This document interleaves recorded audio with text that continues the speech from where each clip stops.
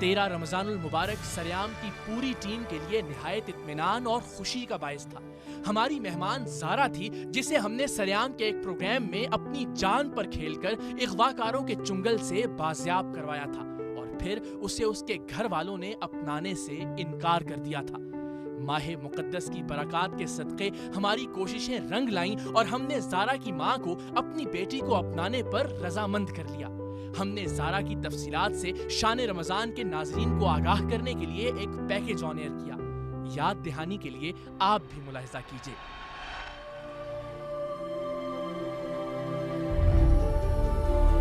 नन्ही ज़ारा हमें एक जाली डीएसपी के उकूबत खाने से मिली थी, जहां इंसानों पर हैवानों से भी बदतरीन तशद्दुद किया जाता था।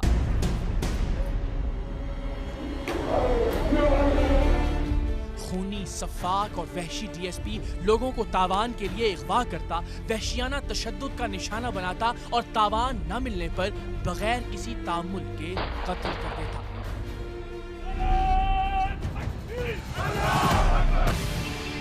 हमने इसके खिलाफ सबूत इकट्ठे करके रेंजर्स की मदद से इसे गिरफ्तार किया और वहीं से खौफ से कांपती, हाथ जोड़ जोड़ कर गिड़गिड़ाती और मदद मांगती हथकड़ियों में बंधी हुई लड़कियों में एक ज़ारा भी थी। कुछ लड़कियां अपनी मर्जी से चली गईं। माहम और ज़ारा जो कई साल पहले अगवा हुई और इन्हें भेड़ बकरियों की तरह एक जगह से दूसरी जगह बेचा जाता रहा, इन दोनों लड़कियों ने हमसे दरखास्त की कि हम उन्हें उनके घर पहुंचा दें।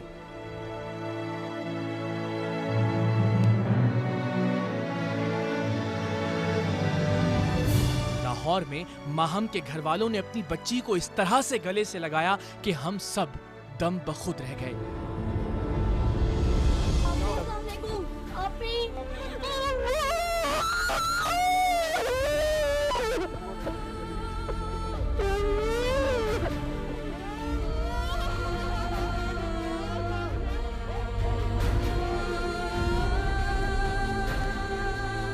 ज़ारा को लेकर उसके घर बूरे वाला पहुंचे तो पता चला कि उसका बाप अपनी बेटी की जुदाई के गम में इस दुनिया से रुखसत हो चुका है।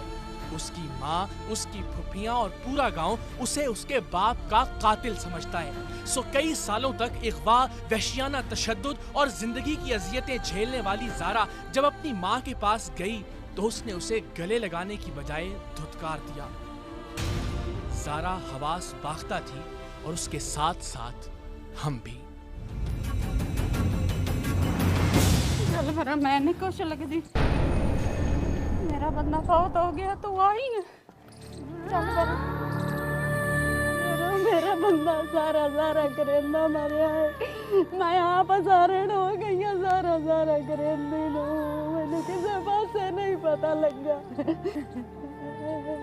क्या मेरे वास्ते मार गई मार गई।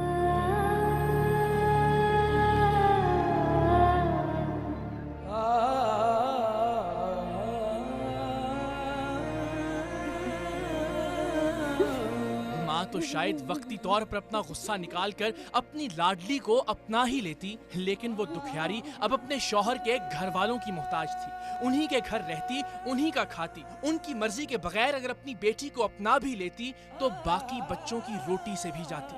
सगी फुफ्फियों ने गालियां, ताने और धक्के देकर ज़ारा को उठाया और वो बरसों बाद अपनी माँ से ठीक से गले मिले बगैर ही अपने बाबुल का आंगन छोड़ने पर मजबूर हो गई। मेरी अपनी गलती है ना, मैं घर छोड़ती ना आज मेरा बाप मेरे गम में मरता।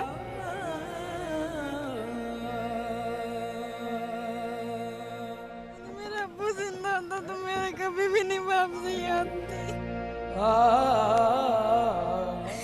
तब मुझे मेरे अब्बू तो याद है, मैं किसके गले लग कर रहूं, मेरा तो कोई है भी नहीं। बाद अज़ां ज़ारा को दारुल अमान भिजवा दिया गया।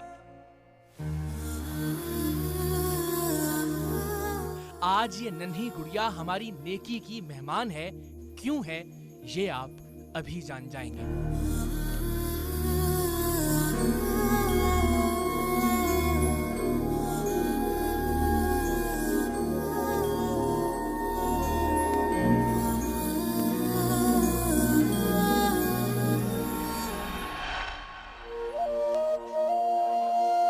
इस पैकेज के नशर होने के बाद जो हुआ वो आप खुद ही देख लीजिए।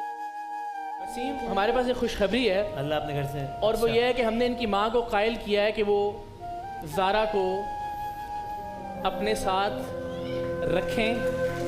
हम उनकी मदद करेंगे घर के लिए इंशाल्लाह।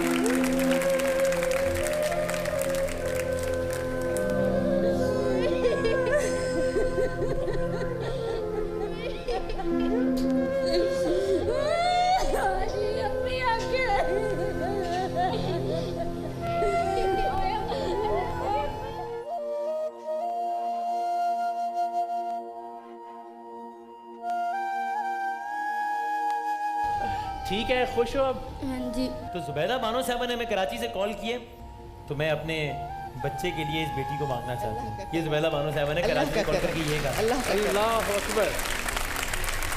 अरे वाह वाह। एक अच्छी खबर मैं आपको सुना देता हूँ। अच्छा। और वो अच्छी खबर ये है कि वही अल्लाह का बंदा, नाम नहीं बताते अपना और ना ही बताने की इजाज़त देते हैं मुझे, लेकिन उनका ये कहना है कि जहाँ ये खातून चाहें और इनके बच्चे चाहें, वहाँ इन्हें एक घर खरीद कर तोहफतन दे दिया जाएगा।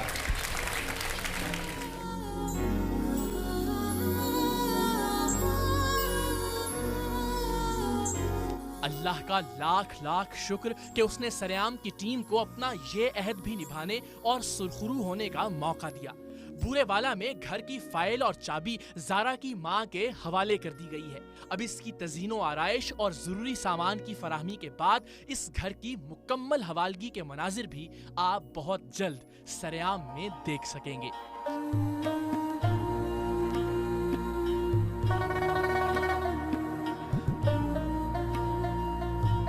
आज के लिए इतना ही।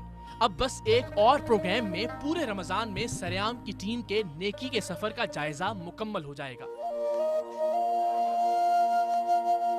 अगले और इस सिलसिले के आखिरी प्रोग्राम में जहां आप अजियत और कर्ब की संगीन कहानियां देखेंगे, वहीं हुब्बुल वतनी, ईसार, कुर्बानी और मदद के जज्बे की बेमिसलो बेमिसाल दास्तानें भी आपकी मुंतजिर होंगी। वन एंड द ओनली ऐनक वाला जिन हमारे साथ आज सेट पर मौजूद है। आज 1 साल हो गया मेरे बच्चे स्कूल नहीं जा रहे।